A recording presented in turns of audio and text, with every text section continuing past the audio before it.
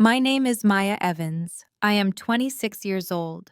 Last night I stood in the grand ballroom of the Plaza Hotel at one of the most extravagant high society weddings in New York City. My mother and older sister Serena were standing at the center of the room, smiling proudly as they waited for everyone to praise Serena as the ultimate visionary bride. But instead of raising my glass for a tearful sisterly toast, I let an accidental backstage video play on the giant projector screens, exposing the brutal truth about what they had done to me. The entire ballroom fell silent, and the polished upper-class image of my family was shattered into ashes in front of Manhattan's elite. To understand why a sister could do something that seemed so heartless to her own family, I need to take you back to the spring when I was 25 years old. It was a rainy Tuesday afternoon. I was walking into my tiny Brooklyn apartment, eager to check on the custom wedding gown I had spent 400 hours designing and hand sewing for my Parsons School of Design fellowship application. The dress was my absolute secret, hidden away in my studio. In my mind, the vision had always been crystal clear, a masterpiece of ivory silk and hand-embroidered pearls. Enough for me to launch my bridal couture career and escape my grueling alteration job. But when I opened my bedroom door, a single sight hit me like a truck. The heavy canvas garment bag hanging in the corner was unzipped and completely empty. I searched the apartment 3 times.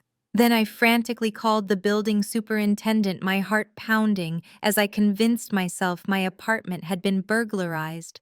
But the superintendent, with a calm and professional voice, delivered the blow that changed everything. "Ms. Evans, there doesn't appear to be any break-in. Your mother and sister stopped by a few hours ago with the spare key you gave them for emergencies. I saw them carrying a large white dress bag out to their SUV. My mother and sister. There was no burglar, no thief, no stranger stealing my future. The people who robbed me shared my last name. Before I tell you how I confronted them, take a second to like and subscribe to the channel. Now, let me introduce you to the golden daughter of the Evans family, the real reason everything was taken away from me. I grew up in a wealthy, image-obsessed suburb of New Jersey, in a house where love was never given, it was earned. In our home, affection was calculated and distributed based on how much social capital you could bring to the family name. In the Evans household, my mother Valerie was the ultimate PR manager, and in her portfolio, my sister Serena was the star asset. Serena was 2 years older than me, but from the moment she learned how to pose for a camera, she sucked the oxygen out of every room. She was undeniably beautiful, tall blonde, with a natural charisma she used like a weapon. While other teenagers were busy finding themselves, Serena was busy finding her best angles. By 24, she had manifested herself into a full-time lifestyle influencer with over 3 million followers across social media. Her entire existence was a carefully curated, heavily filtered illusion.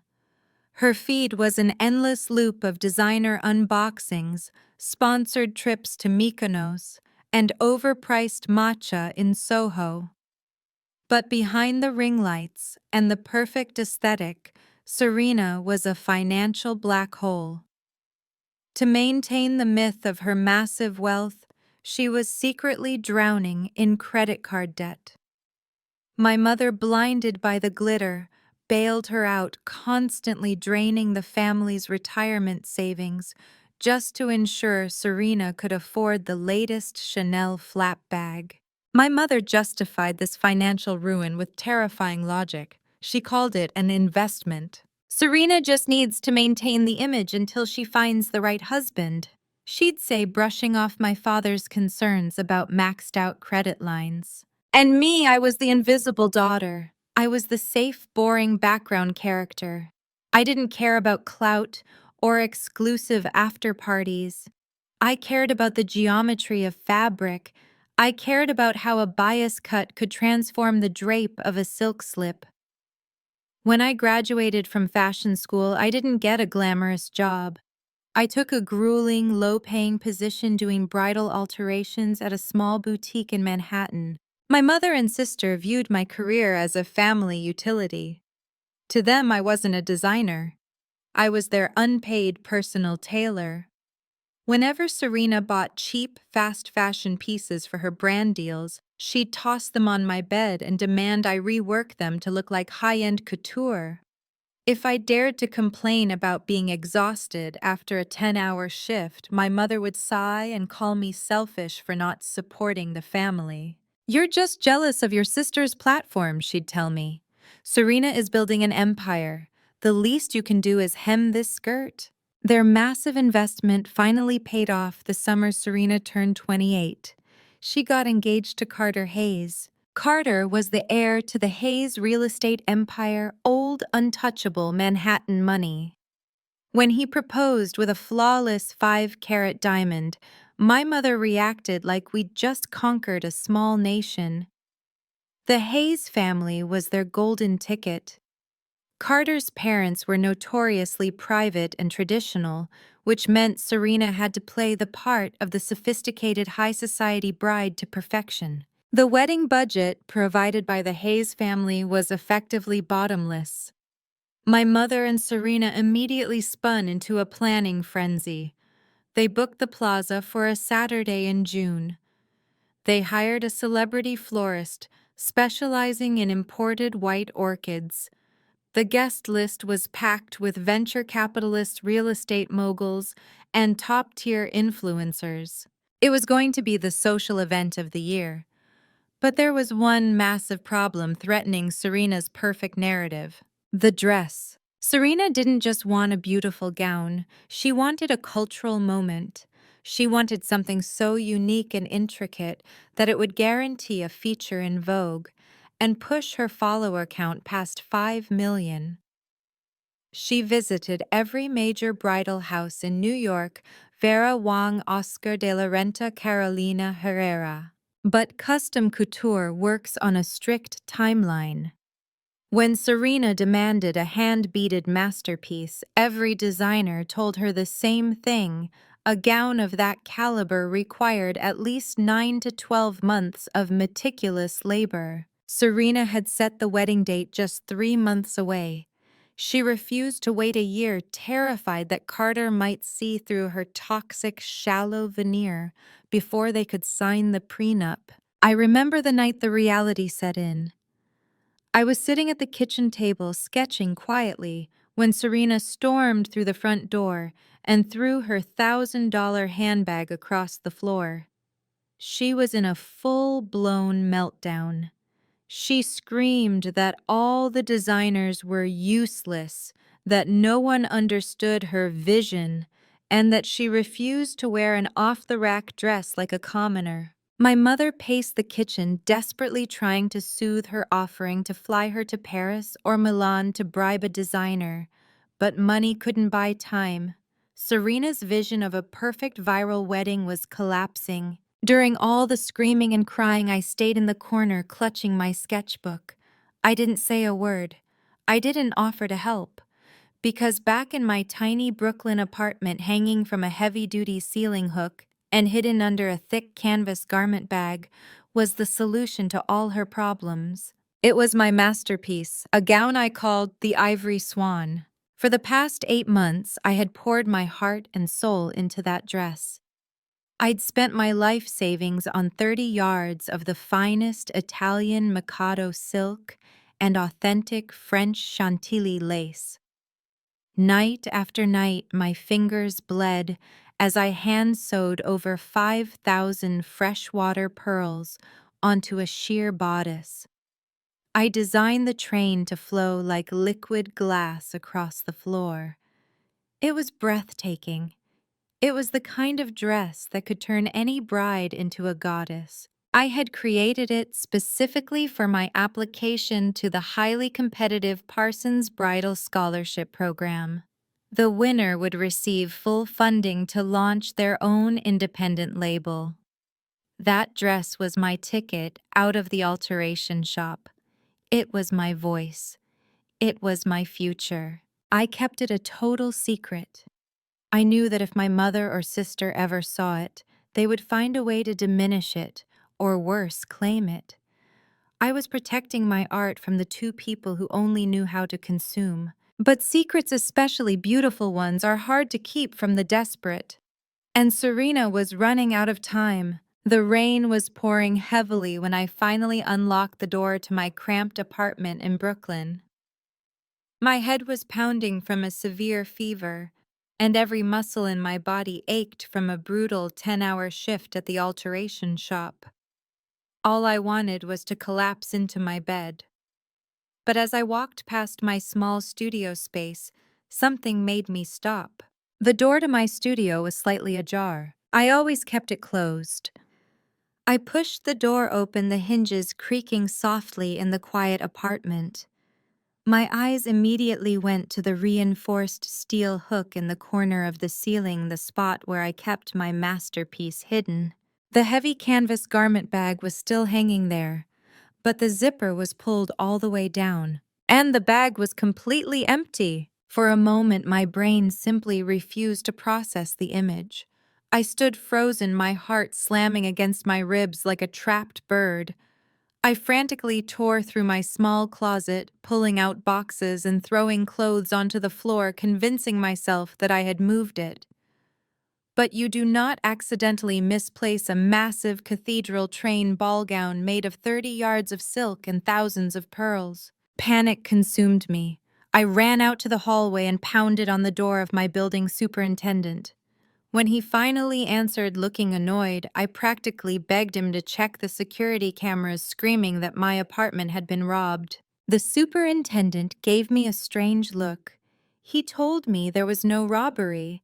He said that my mother and my sister had stopped by 3 hours earlier. They had used the emergency spare key I had given my mother 2 years ago. He clearly remembered seeing them walk out to their luxury SUV, carrying a massive heavy white dress bag. My legs gave out. I sank onto the dirty hallway floor, struggling to breathe. They did not just take a dress. They took 450 hours of my life. They took my Parsons School of Design application. They took my only way out. I did not call the police. You cannot arrest your own family, or at least that is the lie we are taught to believe. Instead, I ignored my fever, walked back out into the freezing rain, and took the train straight to my parents' house in New Jersey. The train ride took exactly an hour and a half, and I spent every single minute of it oscillating between debilitating panic and a cold, crystalline rage. When I pushed open the heavy mahogany front door of my childhood home, I heard classical music playing in the living room. I walked down the hallway, my wet shoes squeaking against the polished hardwood floors. What I saw in the living room will be burned into my memory for the rest of my life. Serena was standing on a velvet ottoman in the center of the room, and she was wearing the ivory swan. It fit her almost perfectly because we shared the exact same measurements. The silk organza cascaded around her like liquid light. The hand-embroidered pearls gleamed against her skin. She looked like absolute royalty. And kneeling on the floor next to her, with a mouthful of sewing pins, was my mother carefully adjusting the hem. "What are you doing?" I demanded. My voice shook the walls. My mother gasped and dropped the pins. Serena slowly turned around, absolutely unapologetic. She ran her manicured hands over the delicate silk bodice of my dress, smiling a satisfied, predatory smile. "Oh, good you are here," Serena said casually, as if she had simply borrowed a sweater. "We actually need you to take in the waist about 1/2 inch. It is a little loose on the sides." "But honestly, Maya, this is stunning. I had no idea you could make something like this. It is exactly what I need for the plaza." "Take it off!" I whispered, my whole body trembling with rage. "Take it off right now! That is my dress. That is my Parsons application. My mother stood up and smoothed her cashmere sweater. She looked at me not with guilt, but with intense annoyance. Maya, please lower your voice, my mother said, using that calm, patronizing tone she always used to make me feel small. Serena is in a crisis. Her wedding is in 8 weeks. All the major designers turned her down. When I saw this sitting in your apartment doing absolutely nothing, I realized it was the perfect solution. We are keeping it in the family. Doing nothing. I screamed, tears finally breaking through. It took me almost a year to make every single pearl on that bodice was sewn by my hands. It is my portfolio piece for the fellowship. You broke into my home and stole my future. Serena rolled her eyes and stepped off the ottoman. Do not be so dramatic, Maya. You can just make another one. You sew things all the time. My wedding is the most important social event of this family's life. Carter's parents are flying in from Europe. Vogue magazine is sending an editor. I cannot wear some cheap off-the-rack garbage. I need this dress. You do not need it, I shot back, stepping closer to her. You are stealing it because you are a fraud. You have no talent, no vision, and no money of your own, so you have to steal from the sister you pretend does not exist. The sound of a loud slap echoed through the living room. My cheek burned with a blinding pain. My mother stood in front of me, her hands still raised, her eyes blazing with absolute fury. How dare you speak to your sister that way? My mother hissed. Serena is marrying into the Hayes family. She is securing a future for all of us. And you are throwing a childish tantrum over a piece of fabric. You are incredibly selfish, Maya. You have always been selfish. I stood frozen, holding my burning cheek. I looked at my mother, who was glaring at me with pure hatred, and then at Serena, who was watching the scene with a smug, victorious smile while wearing the masterpiece I had bled to create. In that devastating moment, the ultimate truth of the Evans family clicked into place. I was not a daughter. I was a resource. I was the reliable, low-maintenance appliance in the background, while Serena was the luxury investment. They did not care about my dreams. They were entirely willing to destroy my future just to make sure Serena looked good in front of a camera. If you take this dress, I said, my voice shockingly quiet and steady, I will never speak to either of you again. I will not attend the wedding. I will walk away forever. My mother scoffed, completely unbothered by the threat. Fine, do not come, but the dress stays. Now get out of my house before I call security. I did not scream. I did not try to rip the dress off my sister's body. I just looked at the two of them, a united front of narcissism and entitlement, and realized I was completely alone in the world. I turned around and walked out the door back into the freezing rain. They thought they had won. They thought they had crushed me into submission. But they forgot one crucial detail. Every artist knows the secret flaws of their own masterpiece, and I knew exactly how to make that dress unravel. The train ride back to the city that night stretched on for what felt like a lifetime. When I stepped into my empty apartment, the chill from the autumn rain still clung to every thread of my clothes. My small studio, once a sanctuary of creativity, now looked like an abandoned crime scene. Spools of stray thread were scattered about. Scraps of gray silk lay sadly on the scratched hardwood floor. The bare mannequin stood entirely naked in the dark corner. I slumped into my familiar wooden chair, staring blankly at the heavy-duty steel ceiling hook, where my entire future and hope used to hang. A sense of utter powerlessness gnawed at my soul. My mother and sister thought they had stripped me of all my weapons. They thought that by stealing a tangible object, a dress made of silk and pearls, They had erased all traces of my existence, hijacked my blood and sweat, and slapped their own names on it. But they were people who only operated in a world of superficiality and glamorous photos. They didn't understand how a real designer works. To apply to a prestigious design school, the admissions board never just asks to see the final product. They demand proof of originality. They want to see the gestation of the artwork. I reached over and booted up my old laptop. The screen illuminated the dark room. Sitting right on the desktop was a folder weighing in at over 100 gigabytes. For 8 grueling months, I had mounted a high-definition camera in the corner of the room. That camera had recorded my entire journey of creating the gown. From the very first charcoal sketches on scrap paper, the moment I carefully cut into the expensive yardage of silk, to the countless sleepless nights. There were close-up time lapses of my bleeding hands, my fingers wrapped in bandages, meticulously hand-sewing each pearl onto the delicate sheer bodice at 3 in the morning. I had hundreds of hours of indisputable evidence, a treasure trove of the truth. While I was quietly watching the footage roll by, my phone buzzed on the desk. A social media notification. Serena had just posted. It was a heavily filtered, intentionally leaked sneak peek of the stunning lace on the bodice of the gown. The caption underneath made the blood in my veins boil, counting down the days to the most sacred moment. I am so incredibly excited to share the masterpiece I designed myself with the world. I've spent countless sleepless nights sketching, selecting every yard of silk, and conceptualizing my dream wedding dress.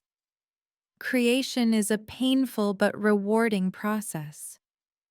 A one-of-a-kind piece of art just for the big day. Within 10 minutes, thousands of comments poured in.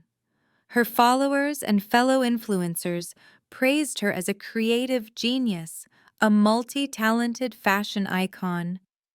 Online fashion magazines started reposting the image with glowing headlines. My sister was digging herself a massive grave, and she was using her own sweet lies as the shovel. The next morning, as pale sunlight filtered through the curtains, my phone rang again. It was my mother. She wasn't calling to apologize nor to ask if I was okay. She was calling to deliver a victor's ultimatum. Her voice came through the speaker, cold, composed, and calculating. "Listen, Maya. I hope you've calmed down from your thoughtless little tantrum yesterday. Serena is being very generous. She's willing to forgive your insolence. She wants you at the wedding. Actually, the family needs you there. The dress has an incredibly long train and complex architecture. None of those clumsy bridesmaids know how to lift it properly for the photos.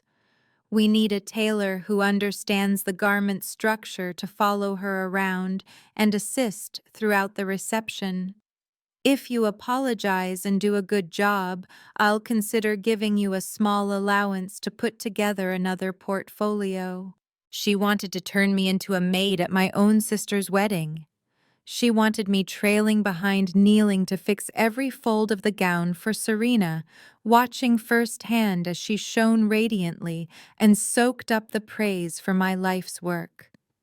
It was the ultimate humiliation, a profound cruelty disguised as family duty. But the exact moment I heard those words, a cold, sharp bolt of clarity flashed through my mind.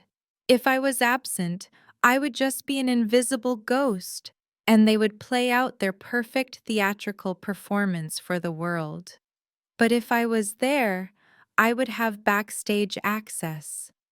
I would be standing dead center at the event, surrounded by dozens of professional cameras, hundreds of flashes, and the most ruthless media elite of New York high society. I gripped the edge of the wooden desk, taking a deep breath to force my heart rate down. I swallowed my pride down to the pit of my stomach, compressing my rage into the deepest, darkest corner of my soul. "I'm sorry, Mom," I said, forcing my voice to sound weak, trembling, and utterly submissive. "You're right. I was being selfish and petty. I was just in shock that the dress was taken without warning. I'm truly sorry for ruining her mood. I'll come. I'll do whatever Serena needs to make her big day as perfect as possible." My mother gave a faint, scoffing laugh on the other end, the tone of a general who had just crushed a rebellion. "Good, Maya. You're finally thinking about the greater good. Make sure you wear a suitable dress, a muted gray or beige, and don't wear heavy makeup. I'll send you the detailed itinerary tonight. Do not be late." The call ended with a cold beep. I sat perfectly still in the dark, staring at my reflection in the black screen of my monitor. My eyes no longer held an ounce of fear or self-pity. There was only the dead calm of a frozen lake right before a blizzard. My plan had crystallized.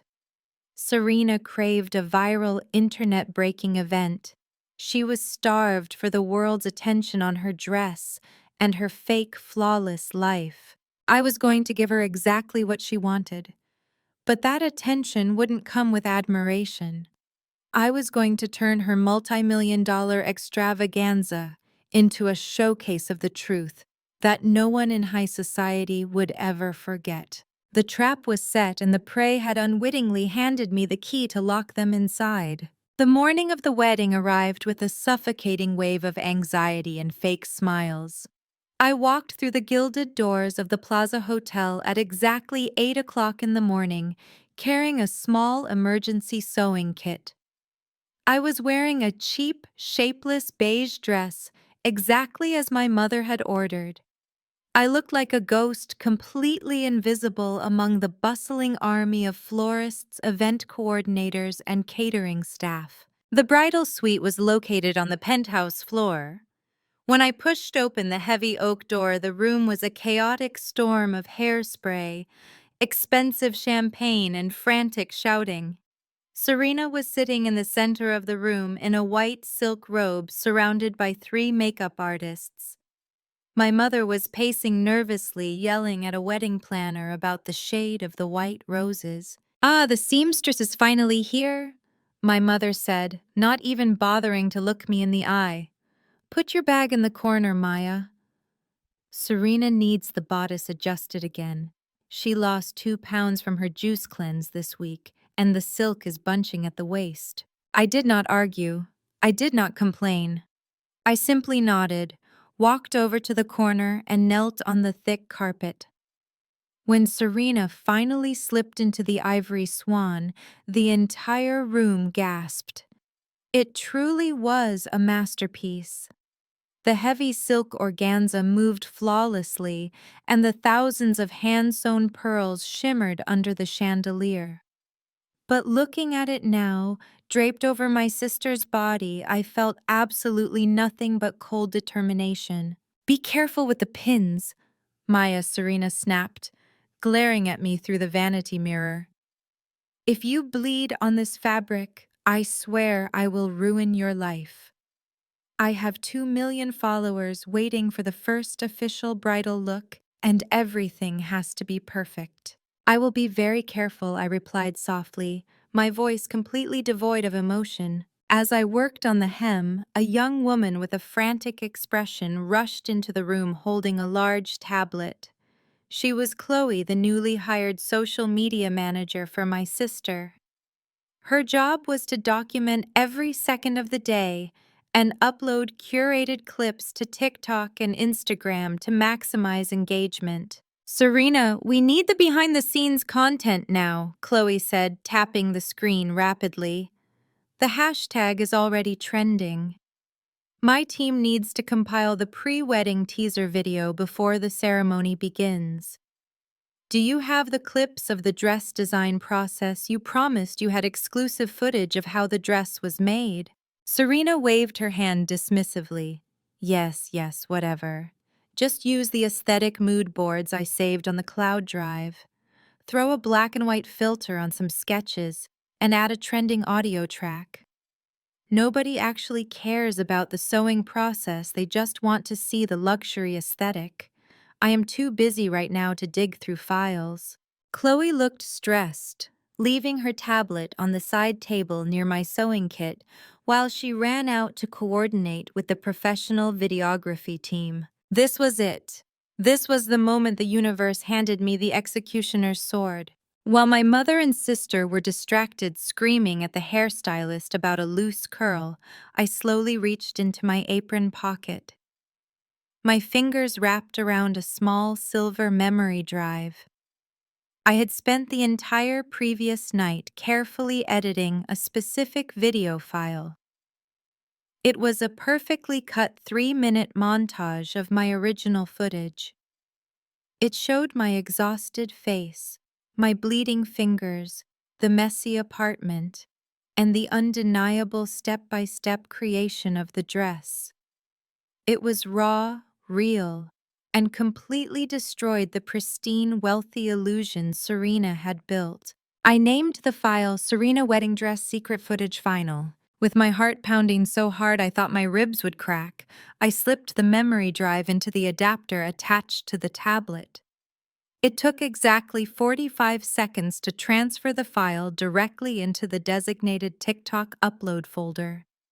I pulled the drive out and dropped it back into my pocket, just as Chloe rushed back into the room. I finished the hem, I said, quietly standing up and brushing the invisible dust off my knees. Serena admired herself in the mirror, turning side to side. "It is acceptable," she muttered, not even offering a basic thank you. "Go wait in the hallway, Maya. You are ruining the aesthetic of the background for my getting ready photos." I picked up my sewing kit and walked toward the door. I looked back one last time. Chloe had picked up the tablet and was enthusiastically tapping the screen, her eyes lighting up as she found the newly added file. "Oh my goodness, Serena," Chloe squealed. "This secret footage file is incredible. The video quality is so raw and authentic.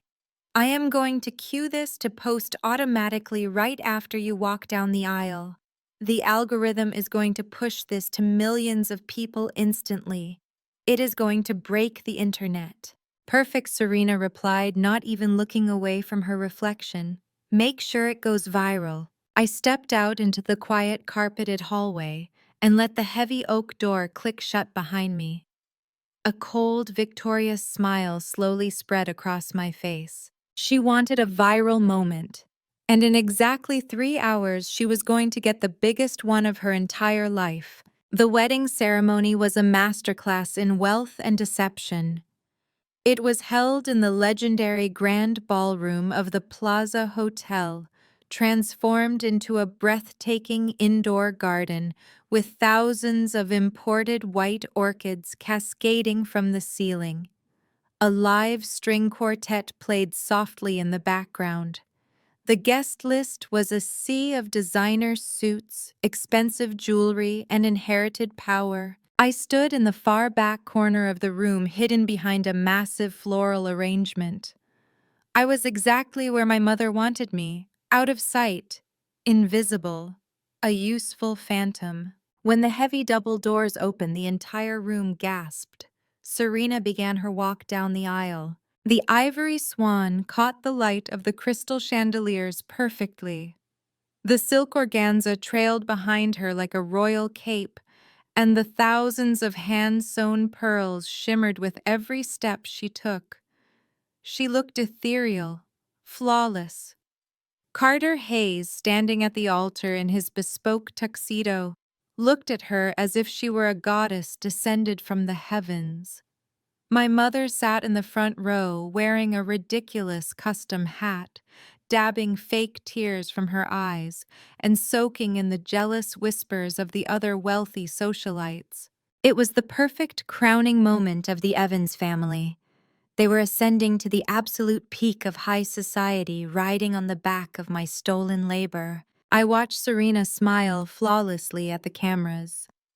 She was soaking in the adoration, completely oblivious to the digital bomb that was quietly counting down to zero in her social media manager's tablet. The ceremony was beautiful, poetic, and entirely fake.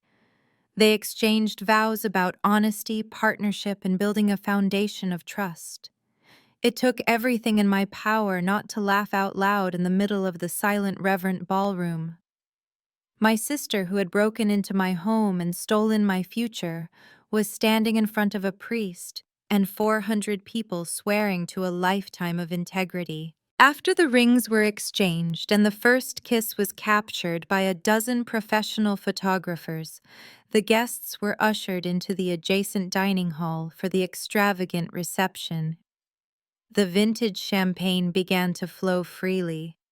The atmosphere shifted from formal reverence to loud, expensive celebration. I remained in the shadows, slipping through the service corridors to reach the reception hall. My job, according to my mother, was to remain on standby near the kitchen doors in case Serena needed her train bustled or a loose thread clipped. I was expected to wait like a servant. As I stood near the swinging kitchen doors watching the elite guests take their seats, I saw Chloe, the social media manager, standing near the main stage. She was practically vibrating with excitement. She held up her tablet, gave Serena a bright thumbs up across the room, and tapped the screen.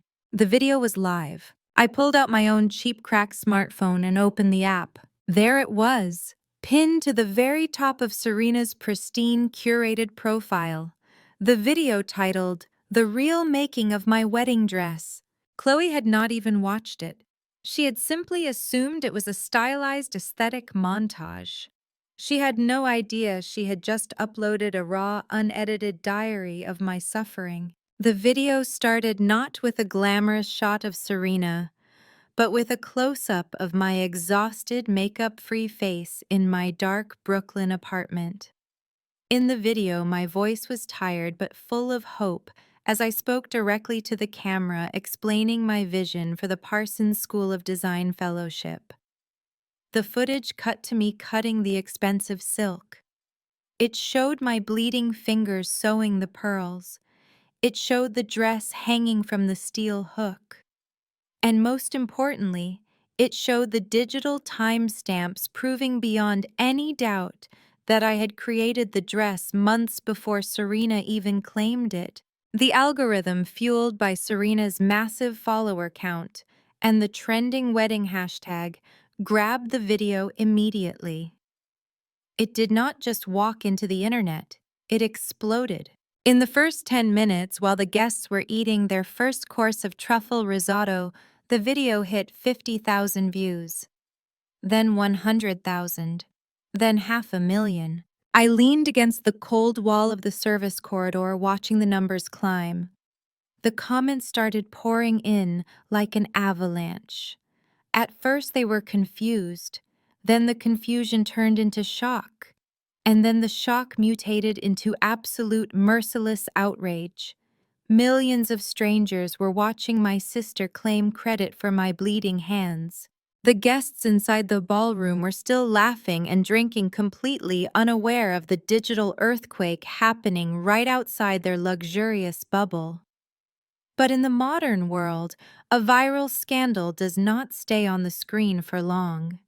It always bleeds into reality. I looked across the room and saw the first sign. A young influencer sitting at table 12 suddenly gasped, staring at her phone. She nudged the person next to her. Within seconds, a ripple of whispers began to spread across the dining hall. The ticking clock had finally struck zero. The execution had begun. The sound of a single cell phone notification in a crowded room is completely normal. But the sound of 400 cell phones chiming, buzzing, and ringing at the exact same time sounds like a swarm of digital locusts descending upon a silent field. It started at the back tables where the younger influencers and socialites were seated.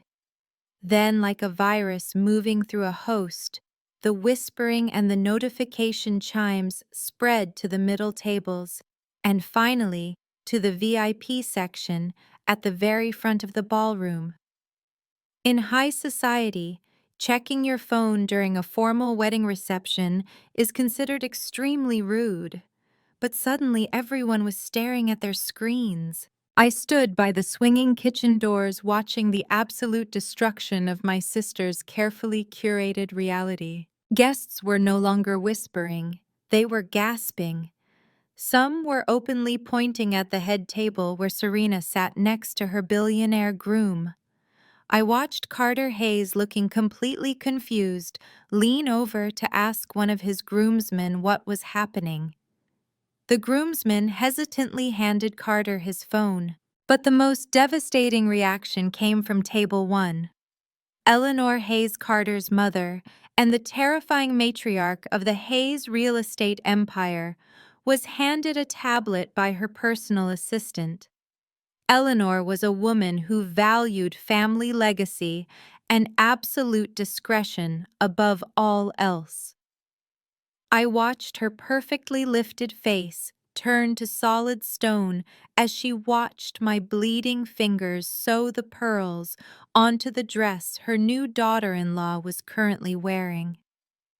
Eleanor slowly lowered the tablet and looked at Serena. It was not a look of anger. It was a look of pure, unadulterated disgust. Meanwhile, Chloe, the social media manager, was sprinting across the ballroom floor. She looked like she was going to throw up. She practically tripped over her own heels as she reached the head table. Chloe shoved the tablet directly into Serena's hands, her voice trembling so violently I could almost hear it from across the room. She was frantically gesturing toward the screen, shaking her head in a panic. Serena looked down at the tablet. I watched her signature flawless smile simply fall off her face. It did not fade. It shattered. Her perfectly tanned skin went completely pale as she watched the footage of my tiny Brooklyn apartment playing out to an audience of millions. She swiped frantically at the screen, trying to delete it, but the video had already been downloaded, screen recorded, and reposted across every single social media platform in existence. The internet never forgets. My mother, sensing the panic, leaned over Serena's shoulder to look at the screen. I saw my mother's hand fly up to cover her mouth. Her eyes widened in absolute horror. The grand aristocratic illusion she had spent her entire life building was collapsing in front of the wealthiest people in New York City. Serena's head snapped up. Her eyes scanned the ballroom like a trapped, desperate animal. And then she saw me. I was standing by the kitchen doors, holding my cheap little emergency sewing kit, looking right back at her with a calm, unblinking stare. Serena abruptly stood up from the head table, her chair scraping loudly against the polished marble floor. She grabbed my mother's arm, and the two of them marched through the sea of staring guests. They did not care about elegance anymore. They looked like two women walking to an execution. When they reached the back of the room, my mother grabbed my elbow, her manicured nails digging painfully into my skin. She dragged me backward into the private bridal antechamber, a small soundproof room off the main hallway.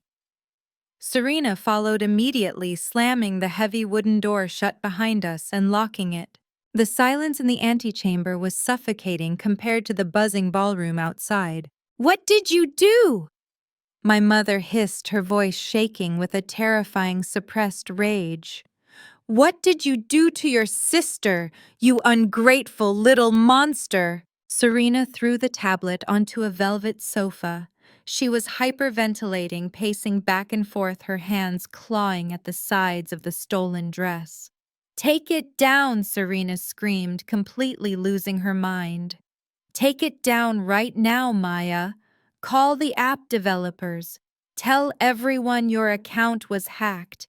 Tell them you made a fake video using artificial intelligence. You are going to fix this right now." I stood in the center of the room, adjusting the collar of my cheap beige dress. I looked at the two women who had tormented me, used me, and discarded me for my entire life. I did not do anything wrong. I said, my voice smooth and perfectly calm. I simply provided the social media manager with the exclusive behind-the-scenes footage you promised your followers. You wanted the world to see how much blood, sweat, and tears went into this dress. Now they know. You ruined my wedding! Serena shrieked, launching herself toward me. My mother had to grab her by the shoulders to hold her back. The Hayes family is out there looking at me like I am a criminal. Carter's mother just texted his lawyer. Do you have any idea what you have cost us? I know exactly what it cost, I replied, stepping closer to my sister, my voice dropping to a cold, razor-sharp whisper. It cost 450 hours of my life. It cost my life savings. It cost my application to Parsons. You wanted a viral moment, Serena. You wanted to break the internet. Congratulations. You are currently the most famous bride in America. My mother raised her hand, fully intending to slap me across the face, exactly like she had done in New Jersey. But this time I did not freeze. I caught her wrist in midair. I gripped it so hard her eyes widened in shock. Do not ever try to hit me again. I warned, my tone carrying a heavy, dangerous threat that made my mother actually step back in fear. You are not a mother. You are a parasite. And you, I said, turning my eyes to Serena, you are nothing but an empty mannequin wrapped in my talent. I let go of my mother's wrist and turned toward the door. The real show was waiting outside. I unlocked the heavy wooden door of the antechamber and walked back out into the bright hallway.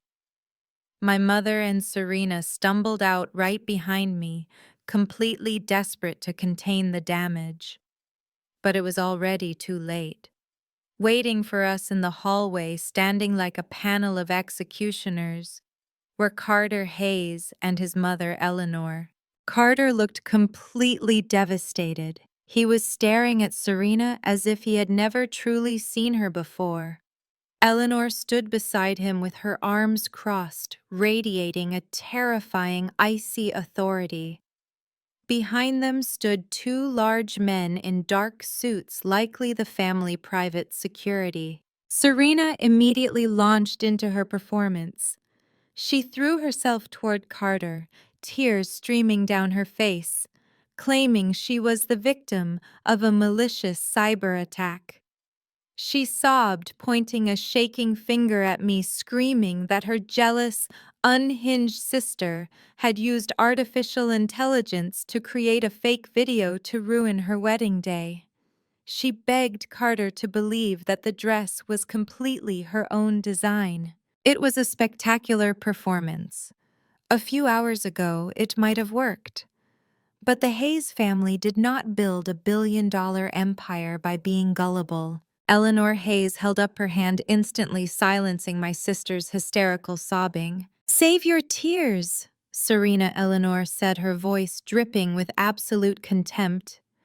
"My team just spent the last 10 minutes doing a thorough background check on your sister's digital footprint. They verified the metadata on the video. The creation dates, the location tags, the original file sizes. Everything is authentic. You broke into her apartment, stole her work, and paraded it around my guests as your own." Serena froze. The fake tears stopped instantly. "You are a fraud." Eleanor continued, stepping closer to my sister.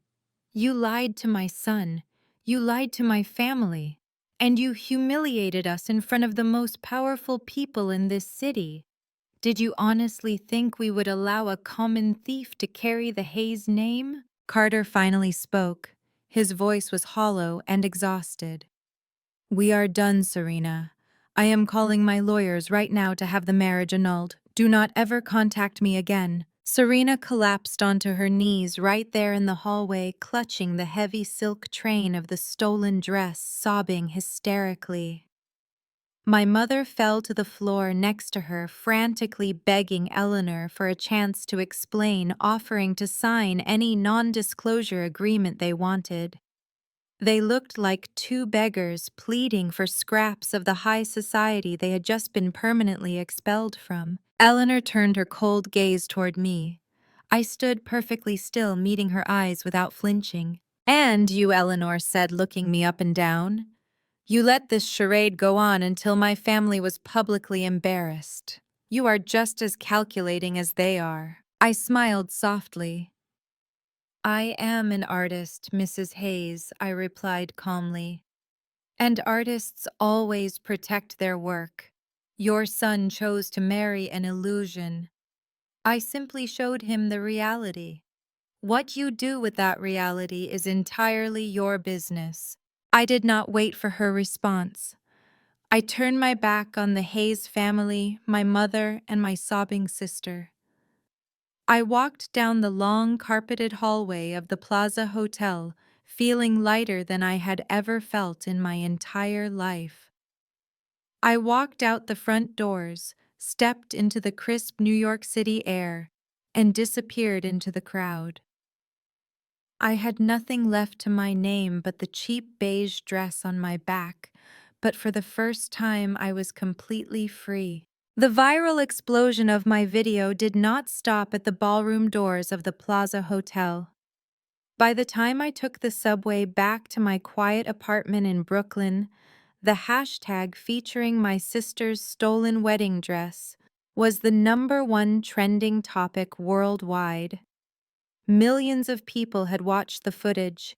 The internet, which my sister had worshipped and manipulated for years, had finally turned against her with terrifying speed. Vogue magazine immediately canceled the exclusive bridal feature they had planned for the following month.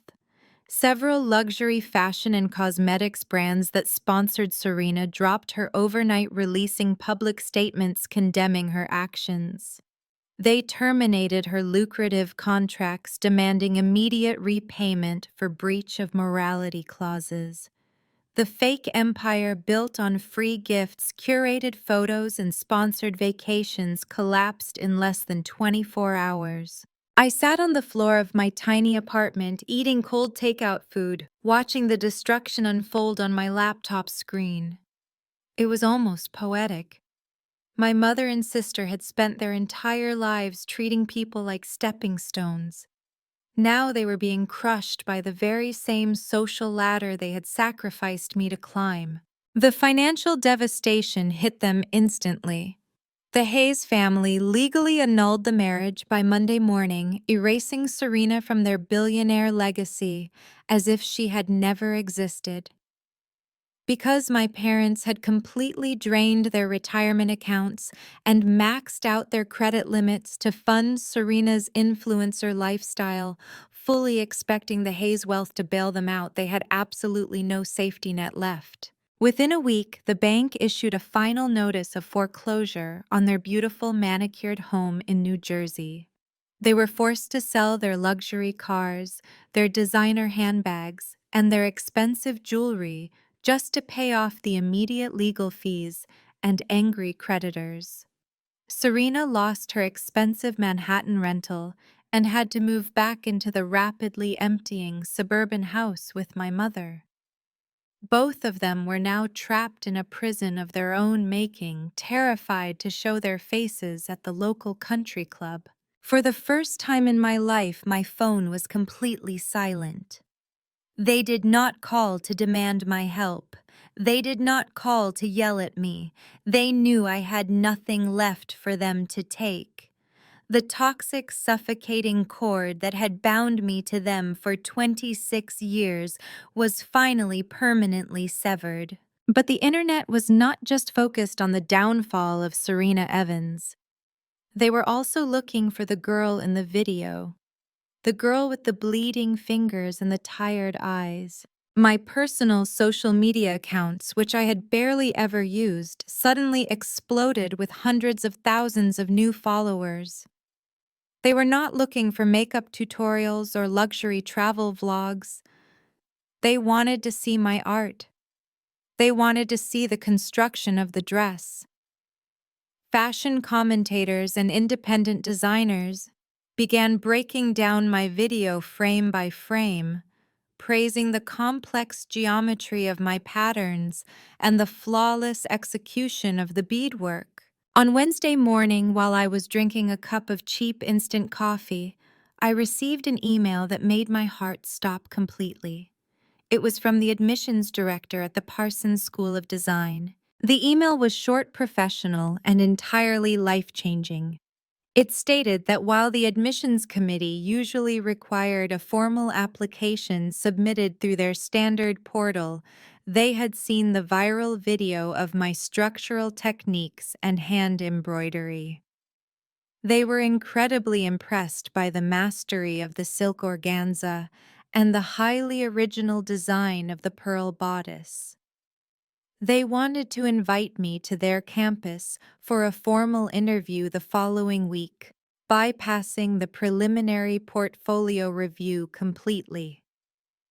Furthermore, an anonymous donor who had followed the story online had offered to fully fund my fellowship if I was accepted. I read the email 5 times to make sure I was not hallucinating. I pressed my hands against my face and wept. I had lost the physical dress, but the digital proof of my talent had achieved exactly what I had hoped for. The ivory swan had burned to ashes, but it had taken my abusers down with it. And from those beautiful glowing ashes, my true career was finally beginning. 3 years have passed since the night I walked out of the Plaza Hotel. My life today looks nothing like the quiet, suffocating existence I endured in my cramped Brooklyn apartment. I did not just pass the interview at the Parsons School of Design. I graduated at the absolute top of my class, supported by the anonymous donor who later revealed herself to be Eleanor Hayes, the wealthy matriarch who had expelled my sister from her family. I launched my own independent bridal couture house. Eleanor had recognized my talent and my refusal to be a victim, and she became my first major investor. Today, my atelier is located in the heart of the Manhattan Garment District. We do not mass-produce cheap dresses. We create custom structural masterpieces for clients who appreciate genuine artistry. I employ a team of 10 brilliant seamstresses, and I make sure every single one of them is paid fairly and credited for their beautiful work. Last week, I held my debut runway show at New York Fashion Week. The finale piece was a breathtaking gown made of midnight blue silk and thousands of hand-embroidered silver crystals. When the model walked down the runway, the audience filled with major fashion editors and celebrity stylists erupted into a standing ovation. Vogue magazine, the same publication that had canceled my sister's feature, published a glowing 6-page spread about my collection. They called me the most authentic and exciting new voice in modern bridal couture. And naturally, copies of that magazine found their way to a small, rundown apartment complex in New Jersey. That is where my mother and Serena live now. Their massive colonial house was seized by the bank 2 years ago. From what I have heard through old acquaintances, Serena tried to rebrand herself multiple times on different social media platforms, attempting to play the victim of cyberbullying. But the internet never forgives a fraud. Every new video she posted was immediately flooded with comments asking about her sister's hands. She eventually deleted all her accounts and took a minimum wage job as a receptionist at a local spa. My mother spends her days bitterly complaining to anyone who will listen about how her brilliant daughter was ruined by a jealous sibling. They are trapped in a prison made of their own vanity, permanently exiled from the luxurious world they sacrificed my soul to enter. I have not spoken a single word to either of them since that night in the bridal antechamber. I changed my legal name. I dropped Evans and took my grandmother's maiden name, becoming Maya Mercer. Sometimes when I am working late in my beautiful, brightly lit studio, running my hands over expensive Italian silk, I think about the ivory swan. I think about the 450 hours of my life stitched into that fabric, and how it was stolen by the people who were supposed to protect me. At the time, losing that dress felt like losing my entire future. It felt like a death sentence for my dreams. But looking back, I realized that my mother and sister did not steal my masterpiece. They simply stole a piece of fabric. They could not steal the vision in my mind, the resilience in my spirit, or the skill in my bleeding fingers. The empty canvas garment bag was not a tragedy. It was the greatest gift they could have ever given me, because it taught me that you can never truly lose your power when you are the one who knows how to build things from scratch. The people who rely on illusions will always eventually collapse, but the people who build their empires with their own two hands will always rise from the ashes stronger, brighter, and entirely untouchable. Thank you for listening to my story. If you enjoyed this journey of betrayal and sweet revenge, please take a moment to like this video and subscribe to the channel. What would you have done if your family stole your masterpiece? Let me know in the comments below. Do not forget to turn on the notification bell so you never miss another story. See you next time. See you next time. See you next time. See you next time. See you next time.